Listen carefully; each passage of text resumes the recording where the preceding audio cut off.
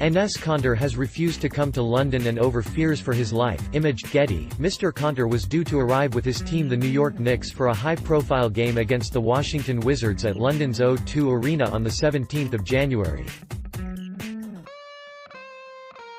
But he cancelled his appearance over fears for his life. Speaking to BBC Radio 1 Newsbeat, the 26-year-old said, "The Turkish government is obsessed with me. I speak out against President Erdogan, and so I don't feel safe. It's sad as I love Harry Potter, and wanted to come see all of London so badly, but I can't take the risk." The New York Knicks will arrive in London without Mr. Kanter for their game against the Washington Wizards. Mr. Kanter has repeatedly blasted Turkey's President Recep Tayyip Erdogan, referring to him as the Hitler of our century. He added, "I'm not saying that Erdogan's going to do an operation against me in London, but it's more there are lots of crazy supporters of his. You can say that I'm paranoid, but I don't want to take the risk."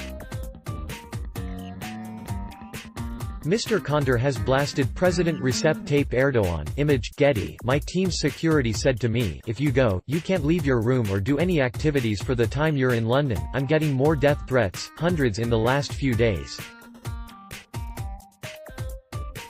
But I won't stop being outspoken. I want the whole world to know what's going on in Turkey. It's bigger than basketball, it's bigger than the NBA." The basketball star's father, Mehmet, was arrested in Turkey and charged with membership of a terrorist group. Mr. Kanter said he will continue speaking his mind about his views on Turkey's politics. Image, Getty. Mr. Kanter said the arrest was a deliberate blow against him.